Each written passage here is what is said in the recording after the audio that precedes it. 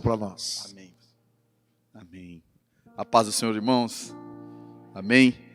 Quem quer viver o extraordinário de Deus aqui? Todos nós queremos viver o extraordinário de Deus, né? Pensar que o nosso Deus, em toda a sua magnitude, se fez um embriãozinho para nascer de uma mulher e morrer por nós em uma cruz. Esse Deus que é um Deus grandioso e que é um Deus natural, algo simples de se entender. Nosso Deus, ele é simples e ele usa coisas simples. Ele usa pessoas comuns como nós para fazer coisas extraordinárias. Ele usa coisas incomuns para confundir aqueles que acham que são alguma coisa. E tão simples que é.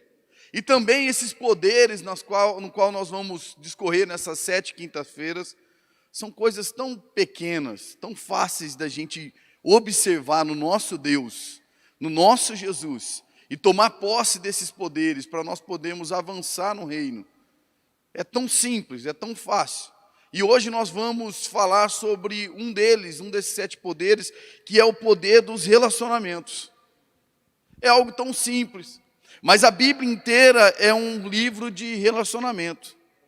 É um Deus amoroso, um Deus que nos ama, e nos amando tanto, Ele escreveu uma carta de amor para os seus filhos. Uma carta de amor que Ele escreve para quê? Para se relacionar conosco. Nesta carta de amor, nós vamos ter muitas orientações acerca de como nós devemos proceder para ter vida feliz, para nós sermos alegres, para nós sermos saudáveis. Também vamos ter orientações a respeito de deveres que nós devemos ter, contra quem nós vamos lutar, quem é o nosso inimigo, quais são as armas desse inimigo. Ela também vai nos dar estratégia, como escapar desse inimigo, como nós devemos se armar para vencer esses combates. Ele vai nos ensinar como nós devemos relacionar em todas as áreas da nossa vida. Em todas elas. Nessa carta, ela também contém um testamento sobre a nossa herança, sobre tudo aquilo que Deus tem para a nossa vida, tudo aquilo que nós temos de direito por agora sermos filhos de Deus, por agora estarmos em Deus. Essa carta de amor vai dizer tudo aquilo que nós temos direito. A verdade é que Deus não fez nenhum de nós, nenhum homem para viver sozinho. A Bíblia já vai nos mostrar lá em Gênesis que a terra era sem forma e vazia. E Deus foi lá e fez o mundo. E quando Ele viu tudo o que Ele tinha feito, Ele disse, é muito bom. E aí então Ele faz o homem. E quando Ele faz o homem, Ele olha para o homem e diz, não é bom que o homem viva só. A terra é muito bom, mas o homem viver só não é bom. Então ele lhe faz uma adjuntora, e você sabe que ele vai lá, põe um sono em Adão, e da costela de Adão ele faz Eva. A Bíblia diz que sempre na viração do dia, o Senhor visitava o jardim do Éden, para dialogar, para ter relacionamento com o homem e com a mulher. Mas o homem e a mulher pecaram, e agora foram expulsos do jardim. Então o relacionamento do homem com Deus, ele foi bloqueado. Agora o relacionamento do homem com Deus é através dos sacerdotes, é através de sacrifícios. E ele vai dar a Moisés os 10 mandamentos. E nos 10 mandamentos de Moisés, que ele entrega a Moisés para o povo, os 4 primeiros mandamentos falam do nosso relacionamento do homem com Deus. E os outros 6 são um relacionamento do homem com o homem. Tamanha a importância que é o homem de se relacionar e de se relacionar com Deus, porque nós não fomos projetados para viver sozinhos. Esse Pai amoroso, Ele não apenas, Ele nos deu esse guia, esse manual de relacionamento, como Ele tem o desejo de se relacionar conosco. Eu quero pedir para você abrir a palavra de Deus em Marcos, capítulo 15. Marcos capítulo 15, versículo 37 e 38. Marcos capítulo 5, versículo 37 e 38. Diz assim, dando um grande grito, Jesus morreu. E o véu do templo rasgou-se em duas partes, de alto a baixo. Nesse texto, somente aqui, Marcos está narrando o acontecimento, o maior acontecimento de toda a humanidade, que todo homem já viu. O Cordeiro Santo, o Deus, o Verbo que se fez homem, morreu por nós em uma cruz, para nos comprar, para nos resgatar, para nos tirar das trevas para as bênçãos, para os seus braços de amor. Foi isso que ele fez, e Marcos está narrando aqui. Mas Marcos também narra que o véu foi rasgado de cima a baixo. Não bastasse o Senhor nos comprar, não bastasse o Senhor nos resgatar, mas o que ele está dizendo aqui, quando esse véu é rasgado, é que ele quer se relacionar conosco. Ele não somente nos comprou porque ele nos ama, ele não somente nos resgatou porque estávamos em trevas, mas ele está dizendo: eu quero ter relacionamento com você, eu quero ouvir a sua voz, eu quero ouvir os seus segredos, eu quero contar os meus segredos a você, eu quero ter um íntimo relacionamento contigo. São sempre pelos relacionamentos que Deus vai nos conectar à sua vontade. É sempre através de relacionamentos. O poder que há nos relacionamentos, ele pode nos privar de bênçãos, como ele pode também liberar bênçãos sobre as nossas vidas. Olha o que Jesus vai dizer lá em João capítulo 15. Ele diz: eu sou a videira e ele é o agricultor, e vós sois os ramos. Se alguém permanece em mim e eu nele, ele dá muito fruto. Ele dá muito fruto. Sem mim, nada podeis fazer. Ou seja, ele é o tronco, ele é a raiz, e dele saem todos os ramos. E dos ramos saem mais ramos, que dão mais frutos. Isso é o reino de Deus. Não existe nós darmos frutos sem estarmos no ramo. Não existe como nós darmos mais ramos sem estarmos no ramo, sem estarmos no tronco, na raiz. Nós devemos permanecer nele para que nós possamos dar frutos. Ou seja, o fluir da vida de Deus envolve relacionamentos. Eu vou repetir para que você entenda. O fluir da vida de Deus para nós envolve relacionamentos. E os danos dos relacionamentos nos priva do fluir de Deus na nossa vida. Assim começa a ficar mais fácil para a gente entender o poder do relacionamento na nossa vida. Quando os nossos relacionamentos são danosos, nós começamos a privar o fluir de Deus na nossa vida. Olha o que Paulo vai escrever a Timóteo no capítulo 1, a primeira carta a Timóteo, capítulo 2, versículo 8, diz assim: quero, pois, que os homens orem em todo lugar, levantando mãos santas, sem ira e sem contenda. Ou seja, tendo bons relacionamentos, para que levante as suas mãos e ore em qualquer lugar. Em 1 Pedro, capítulo 3, versículo 7, Pedro aperta um pouquinho mais e diz: marido, vocês igualmente vivam a vida comum do lar, com entendimento, dando honra à esposa, por ser a parte mais frágil e por ser coerdeiras da mesma graça da vida. Agindo assim, as orações de vocês não serão interrompidas. Jesus diz que nós devemos perdoar ao próximo, porque senão o Pai não pode nos perdoar. Ou seja, os nossos relacionamentos têm que ser sem ira, sem contenda, com honra e com perdão. Se não for assim, nós não conseguimos nos relacionar. Nós nos relacionamos com as pessoas, mas isso não quer dizer que é fácil.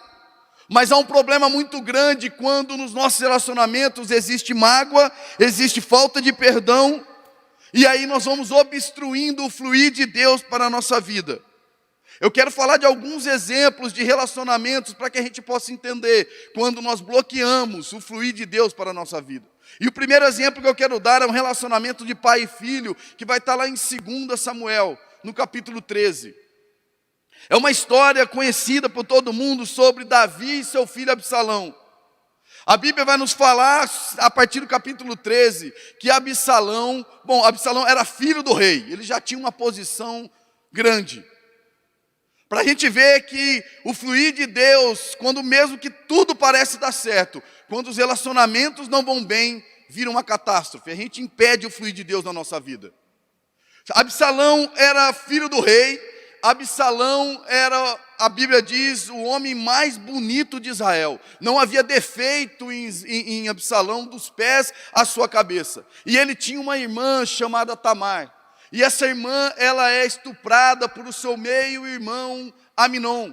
A Bíblia vai nos contar que depois disso, ela foi morar com Absalão. E ela morou com Absalão durante 2 anos. E durante esses 2 anos, Absalão esperou uma resposta do seu pai, do rei Davi. A sua irmã tinha sido estuprada e o pai não havia feito nada. Passaram esses 2 anos, Absalão, ele planeja uma festa. Mas por trás dessa festa está um planejamento de um assassinato. Ele estava planejando matar o seu irmão. A Bíblia diz que ele vai procurar Davi e pedir para Davi permitir que Aminon estivesse com ele nessa festa. E nessa festa, Aminon morre. Então, Absalão foge para a casa do seu avô materno. E a Bíblia diz que ele fica lá durante 3 anos. E durante esses 3 anos, o pai dele não o procura. E por meio do seu capitão da guarda, Joabe, ele vai até Davi, e Davi agora manda chamar Absalão. Mas no capítulo 14, versículo 24, ele diz a Joabe: mas diga a Absalão que eu não quero ver a sua cara. Agora Absalão volta depois de 3 anos na casa de seu avô materno, e Absalão vai ter filhos, e a Bíblia diz que ele tem uma menina, e essa menina ele coloca o nome de Tamar. O que Absalão já nos está mostrando aqui é que Tamar, o significado de Tamar era florzinha frágil. Ele estava dizendo para o seu pai: se você não sabe cuidar de uma florzinha frágil, eu vou te mostrar que eu sei. Mas agora Absalão está ali mais 2 anos, e o rei não chama ele, o pai dele não o chama para conversar. E ele tenta de todas as maneiras se aproximar desse pai. E agora ele começa a colocar fogo nas propriedades de Joabe, para que Joabe o procurasse, e ele pudesse dizer a Joabe: você tem que procurar o meu pai. Está lá no capítulo 14, versículo 32. Você precisa procurar o meu pai e dizer para ele que ele tem que falar comigo, nem que for para mandar me matar. Nem que seja para me matar, o rei tem que falar comigo. Então o rei manda chamá-lo. E a Bíblia diz que quando ele entra na presença do rei, o rei dá um beijo nele apenas. E não faz mais nada. Aqui a Bíblia vai seguindo dizendo que no outro dia, Absalão já começou a planejar tomar o reino do seu pai. Agora movido de ódio, porque o seu pai nem defere palavras com ele, nem reprime ele, nem corrige ele. Agora ele começa a planejar tomar o reino do seu pai. A Bíblia vai dizer que ele fazia isso nos portões da cidade, onde todos pudessem ver, para chamar a atenção do seu pai, e o seu pai não mandava chamá-lo. Aí, em Absalão vai se cumprir a promessa da consequência, a consequência do pecado de Davi com Batseba, e Absalão agora vai se deitar com todas as mulheres do pai, no lugar mais alto de Israel, para que todos pudessem ver. E mesmo assim, Davi não chama Absalão. No capítulo 18, versículo 33, coloca lá para mim, por favor. Versículo 18, capítulo 33. Há uma guerra, e nessa guerra, o Davi recebe a notícia. Então o rei, profundamente comovido, subiu à sua sala, que estava por cima da porta, e chorou. E andando dizia: meu filho Absalão, meu filho Absalão, quem me dera que eu morreria por ti, Absalão, meu filho. Agora Absalão morreu, e agora Davi está lamentando. Quando eu li essa história, o Senhor falou muito ao meu coração sobre relacionamento de pais com filhos. Pais que são tóxicos para os seus filhos. Eles não percebem que eles estão fazendo mal, mas muitas vezes eles são autoritários demais, eles exigem demais dos seus filhos, eles não valorizam os seus filhos e lançam palavras que ferem e machucam os seus filhos.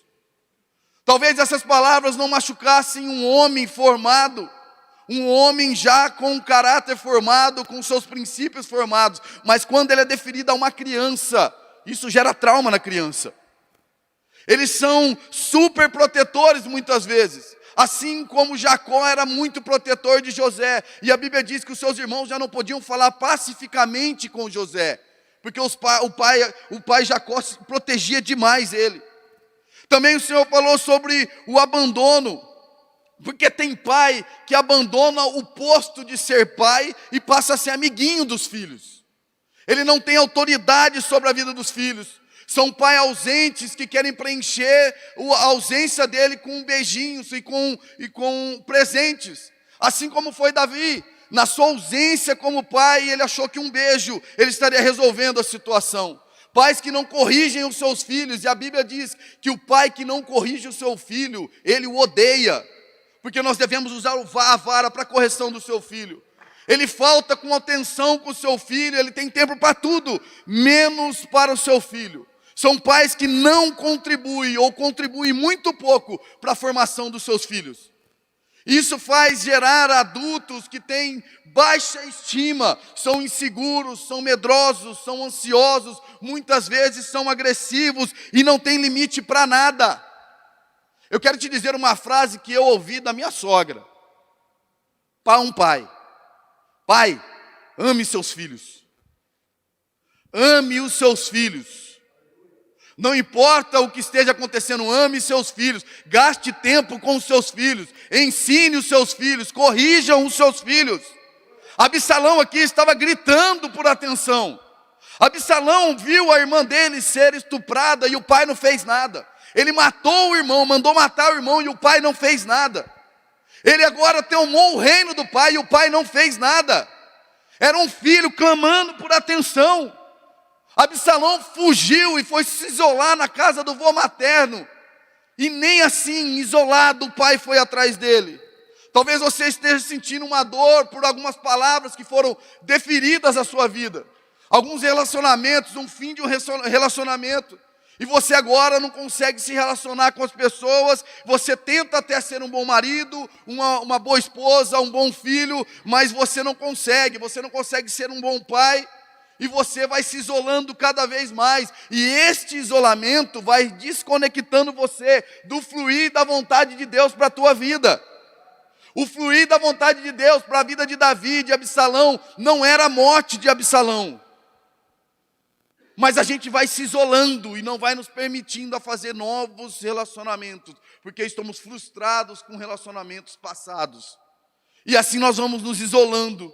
Nós fazemos igual a Elias, entramos na caverna, ficamos desanimados, angustiados. E aí, como disse Elias, ele pergunta para o Senhor, Senhor, mas só eu fiquei.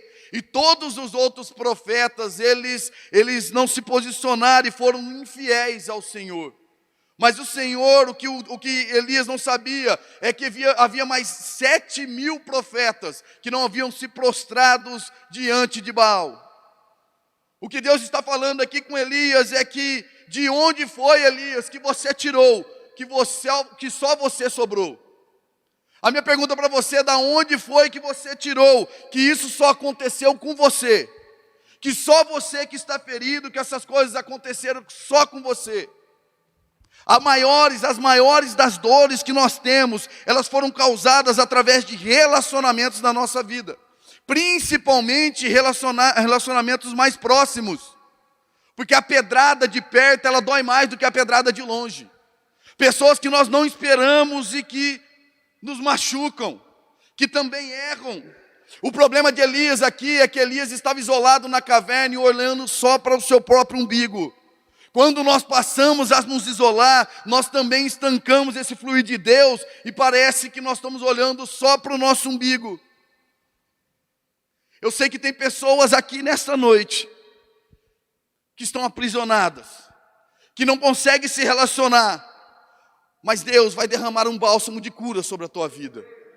Deus vai derramar um bálsamo de cura na tua vida e você vai conseguir continuar se relacionando com pessoas. Continuar se relacionando. Porque o relacionamento, ele não é uma sugestão de Deus para nossas vidas. Não é uma sugestão de Deus para que nós possamos ter uma vida social melhor. Nós precisamos entender que relacionamento é uma prática espiritual diária. É diária. Quando nós estamos louvando, quando nós estamos orando, quando nós estamos no nosso secreto, e isso tudo é muito bom e nós devemos fazer. Isso tudo não define o que é espiritualidade.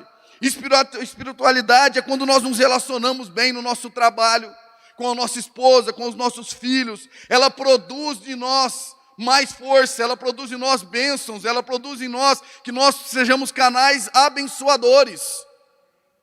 A Bíblia diz que é melhor serem dois do que um, que quando um cai, o outro estende a mão e o ajuda a levantar, porque nós somos fortalecidos quando nós nos relacionamos. Olha o que Jesus diz lá em Mateus 18, capítulo 19 e 20. Mateus 18, capítulo 18, versículo 19 e 20. Se dois de vós concordarem na terra acerca de qualquer coisa que pedirem, lhes será concedido por meu Pai que está nos céus. Pois onde estiverem dois ou três em meu nome, ali eu no meio deles estarei. Tamanho poder que nós temos quando nós nos relacionamos. O fluir da vida de Deus, o fluir de Deus para a nossa vida, ela acontece quando nós nos relacionamos. Eu quero falar de um outro tipo de relacionamento, que está em Lucas capítulo 5, do versículo 18 e 20. Lucas 5, 18 e 20. Vieram então uns homens trazendo em um leito um paralítico, e procuravam introduzi-lo e pô-lo diante de Jesus. E não achando por onde introduzi-lo, por causa da multidão, subindo ao eirado, o desceram no leito, por entre os ladrilhos, para o meio diante de Jesus.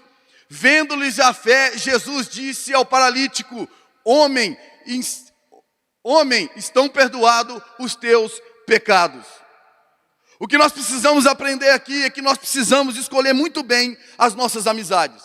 Elas podem determinar se nós vamos viver milagres ou se nós vamos ficar paralisados. A Bíblia conta de um homem que estava à frente do tanque de Betesda. Esse homem estava paralítico há 38 anos. E quando Jesus o pergunta o que ele estava fazendo ali, ele disse: não tem ninguém por mim, ninguém que me pegue e me jogue dentro do tanque, quando o anjo movia as águas para que ele fosse curado. Nós precisamos escolher muito bem a nossa amizade, para que nós tenhamos amigos. Esses amigos chegaram até a casa onde estava Jesus, e a casa estava aglomerada, mas eles não desistiram. Eles subiram no telhado e, apesar de toda a dificuldade, eles colocaram o seu amigo de frente com Jesus, na presença de Jesus. Nós precisamos ter amigos que nos levam para a presença de Jesus. Amigos que nos levam para a presença de Jesus, independente da luta, independente da guerra, do problema ou da dificuldade. Nós precisamos escolher os nossos amigos. Porque vai chegar uma hora e você vai precisar de um amigo que vai te dar um impulso para que você continue a caminhar, para que não fique paralisado os seus sonhos. Esse homem no tanque de Betesda, ele não tinha amigo, ou se tivesse, eram maus amigos, porque há 38 anos ele estava ali, ele via o anjo mover as águas, mas ele diz: ninguém está aqui por mim, ninguém me joga lá na água quando o anjo toca as águas. Nós precisamos escolher muito bem os nossos amigos. O Jesus vai nos dar exemplo de níveis de relacionamento que ele tinha. Ele tinha relacionamento com multidão, aonde ele falava do evangelho, ele anunciava as boas novas. Eram 500 pessoas normalmente que seguiam a Jesus, seguidores dele. Mas também Jesus vai ter 12 discípulos, aonde ele ensinava. Agora ele ensinava esses 12 discípulos. E desses 12 ele vai ter 3 que são mais chegados, 3 que são amigos, 3 em que ele vai levar para o milagre da ressurreição da menina, da filha de Jairo. Ela estava morta, mas ele chama os 3. Por que ele não chamou Judas? Por que ele não chamou Tomé? Na monte da transfiguração, ele também chama esses 3. No Getsêmani, para orar com ele, nos últimos dias, ele chama esses 3. Muitas vezes sofremos em relacionamentos porque nós não sabemos separar o nível de relacionamento que nós temos. Você está abrindo o seu coração para a multidão, e aí os seus segredos são expostos. Você está abrindo ensinamentos e o teu coração para pessoas que não são chegadas tuas, pessoas que vão caminhar contigo e vão te ajudar. Nós vamos ver também a vida de Daniel, quando Nabucodonosor tem um sonho e ninguém consegue interpretar esse sonho. Ninguém consegue interpretar o sonho. E agora Nabucodonosor está furioso e ele diz que vai mandar matar, ele faz um decreto para matar todos os sábios que existiam lá na Babilônia. E vão buscar a Daniel. E Daniel pede um prazo ao rei. E a Bíblia diz que quando Daniel sai da presença do rei com esse prazo para decifrar esse sonho, ele vai para casa, conta para os seus amigos e oram juntos. E Deus dá a resposta. Ele tinha Ananias, Misael e Azarias. Ele tinha amigos. Nós precisamos ter amigos e ser amigos para nós não ficarmos paralisados diante dos problemas. Porque tem pessoas que estão paralisadas emocionalmente por causa de problemas que aconteceram em relacionamentos. Ela está com depressão, ela tem síndrome do pânico, ela está com uma tristeza profunda, tudo é muito ruim para ela, não importa onde ela vai, ela não tem alegria, ela não tem contentamento, porque ela precisa resolver aquilo que está aqui dentro. O que faz ela ter essa tristeza é aquilo que está aqui dentro, são relacionamentos que ela teve que machucou ela. Tem pessoas que estão paradas financeiramente porque houve um trauma por um investimento ruim. Estão parados profissionalmente, estão paradas afetivamente. Tudo por trauma, porque ouviu algo, porque escutou algo, porque foi ferido com alguma palavra. Nós precisamos entender que os relacionamentos é uma questão de sobrevivência para nós. É uma questão de sobrevivência, ninguém vive sozinho. É uma questão vital. Mas a Bíblia vai nos dizer que existem relacionamentos positivos e relacionamentos negativos. Nós temos um relacionamento bem negativo de Sansão e Dalila. Primeiro ele desobedece a palavra de Deus. Depois ele não aceita o conselho dos pais para que ele não se unisse a uma filisteia, alguém que não professava a sua fé, alguém que não tinha vida com Deus. E a Bíblia vai dizer em Provérbios, no capítulo 18, que a casa dessa mulher, ela caminha para o mundo dos mortos, e quem se dirige a essa casa não volta para o caminho da vida, mas Sansão vai direto para a casa dela. Essa carta de amor de Deus, ela fala de muitos relacionamentos negativos, mas ela também fala de relacionamentos positivos, como de Paulo e Barnabé, como de Paulo e Silas, como de Davi e Jonathan, que livrou ele da morte, ajudando ele a fugir da presença do pai que queria matá-lo. Pessoas diferentes, mas com o mesmo propósito. Por isso, nós diferentes conseguimos caminhar, porque o nosso propósito é adorar a Deus. O nosso propósito é glorificar a Deus. Então não importa onde você vai, quando você encontra alguém que tem o mesmo propósito que você, que é servir a Deus, você consegue caminhar com essa pessoa. Você consegue ter bons relacionamentos. Deus vai te dar sabedoria para que você possa escolher bons relacionamentos. Paulo vai dizer lá em 1 Coríntios capítulo 5, ele vai dizer assim, já por carta vos escrevi que não vos associeis com os que prostituem. Com isto, não quero dizer propriamente com os impuros deste mundo, ou com os avarentos, ou com os roubadores, ou com os idólatras. Neste caso, vos seria necessário sair do mundo. Mas agora vos escrevo que não vos associeis com aqueles que, dizendo ser irmão, for devasso, avarento, idólatra, maldizente, beberrão ou roubador. Com tal, nem sentai para comer. Nós temos que escolher muito bem a nossa amizade. Não significa que estar dentro da igreja é um cristão verdadeiro. Paulo está dizendo que há alguns que se dizem da fé, mas que andam como ímpios, e com esses nós não devemos nem sentar. A Bíblia diz em Salmos que nós não devemos nos sentar, não aceitar conselho dos ímpios, ou nos assentar na roda dos escarnecedores. Há problemas na nossa vida quando nós relacionamos com as pessoas do mundo, mas nós estamos no mundo. Mas estando no mundo, nós devemos ser luz e nos relacionar com essas pessoas, porque Jesus relacionava com os pecadores. Nós éramos pecadores. Ele se relacionava com aqueles que estavam doentes. Ele veio para os doentes e não para os sãos. Ele era o médico dos médicos. andar com aquele que está no mundo para trazer a ele para a luz. Eu sou cabeça, eu não posso ser cauda. E Paulo está nos dando um alerta de nós escolhermos com quem nós vamos andar, porque tem irmãos que andam como se fossem ímpios. Porque há poder no relacionamento. A importância do relacionamento. Tem gente que sai da vida, sai na vida e fica triste com tudo. Aonde ele vai, ele está triste. Mas tem gente que sai da nossa vida, porque Deus mandou uma luta. Deus coloca algumas provas na nossa vida que tiram pessoas da nossa vida. Talvez você está precisando agora tirar pessoas da sua vida para viver o melhor de Deus, viver o milagre da sua vida. Pessoas que você não pode ter relacionamento e caminhar junto. José é tirado do meio dos seus irmãos, porque a Bíblia diz que os seus irmãos não faziam aquilo que agradava ao Senhor. Ele precisou sair do meio dos seus irmãos para que Deus fizesse tudo o que tinha que fazer com ele. Há relacionamentos que causam danos espirituais na nossa vida. Há relacionamentos que causam danos financeiros nas nossas vidas.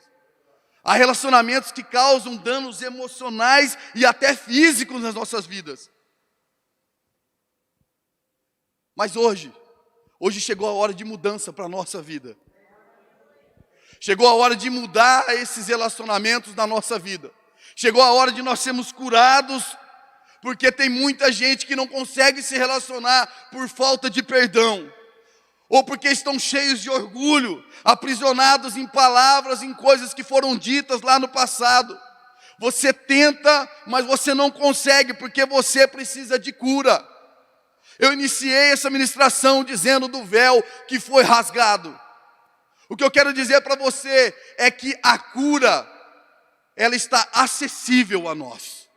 Não tínhamos mais relacionamentos com Deus, mas Ele rasgou o véu de cima a baixo e nós temos acesso à cura. A cura é Jesus Cristo. Nós precisamos ter relacionamento com Jesus Cristo. Eu estou quase acabando, eu quero convidar você a ler em Lucas capítulo 10, versículo 27. Lucas, capítulo 10, versículo 27, diz assim: a isto ele respondeu: amarás o Senhor teu Deus de todo o teu coração, de toda a tua alma e de todas as tuas forças e de todo o teu entendimento, e amarás o teu próximo como a ti mesmo. O primeiro relacionamento que nós temos que ter é com Jesus. Se o seu relacionamento for de intimidade com Jesus, todos os outros serão curados. Ele diz: buscai em primeiro lugar o reino dos céus e a sua justiça, e as demais coisas vos serão acrescentadas. O que nós devemos fazer é desfrutar da presença dEle. É buscar a presença do Senhor, é ter relacionamento de intimidade com Ele, porque todas as outras coisas serão acrescentadas e curadas na nossa vida. Não existe ninguém, a Bíblia não vai falar de ninguém. Você pode ter certeza que você não conhece ninguém que teve relacionamento de intimidade com Jesus e ficou da mesma maneira. Alguém que tem intimidade com Jesus e está sofrendo, está vivendo só em sofrimento, que Deus não vai cumprir promessas na vida dele, que Deus não vai restaurar a vida dele. Quem tem intimidade com Deus vive o melhor de Deus. Quem tem intimidade com Deus vive o melhor de Deus. Quem tem intimidade com Deus, tem relacionamento com Deus, consegue ter bons relacionamentos em todas as áreas da sua vida, seja matrimonial, conjugal, seja financeira, seja com amigos, com filho, com pai, com esposa, com marido, com todos. O relacionamento primordial da nossa vida tem que ser com Jesus Cristo. Eu quero convidar você a ficar de pé. Eu quero convidar você a desfrutar da presença do Senhor nesta noite. Abrir o seu coração diante dEle e apenas desfrutar da presença dEle. Desfrutar de ouvir a sua voz, de colocar o seu coração chorando na presença de Deus, falando na presença de Deus. Senhor, nós te amamos. Nós queremos sentir o teu amor, a tua presença. Nós queremos sentir o teu cuidado. Nós queremos sentir, Senhor, que nós temos o Senhor cuidando de nós. Nós queremos relacionamento de intimidade com o Senhor. Nós queremos nos relacionar contigo, porque Tu és um Deus de relacionamento. O Senhor nos ama. A Tua palavra foi deixada para que o Senhor pudesse se relacionar conosco. A maneira de nós nos relacionarmos contigo é em oração, é no nosso secreto, é na presença do Senhor. Por isso nós estamos aqui. Nós viemos na Tua casa para ouvir a Tua voz. Nós viemos na Tua casa para nos relacionarmos contigo, adorar ao Senhor que é digno e ouvir a Tua palavra, ouvir do Senhor. Cura os nossos corações. Meu Pai, ajuda-nos, Senhor, a perdoar mais, a amar mais, a cuidar mais. Senhor, abre os nossos olhos, nos deixa ver, não nos deixa com um coração rancoroso, cheio de amargura. Nós queremos um coração limpo na Tua presença. Deus, ouve a nossa oração, Pai. Nós precisamos, Senhor. Nós queremos relacionamentos de intimidade com o Senhor. Nós queremos um relacionamento de profundidade com o Senhor. Relacionamento íntimo, onde nós ouvimos a Tua voz e Te obedecemos, Pai. Onde nós somos cuidados, onde nós somos abraçados, onde as feridas são curadas, onde, Senhor, o Teu amor nos alcança e nos envolve, assim como o Senhor nos tirou das trevas e nos envolveu nesse braço de amor. Cuida de nós, Senhor. Nós precisamos desse cuidado. Há tantas pessoas no nosso meio feridas por uma palavra, feridas por uma atitude, por uma ação de muitos anos atrás, ações que aconteceram há pouco tempo.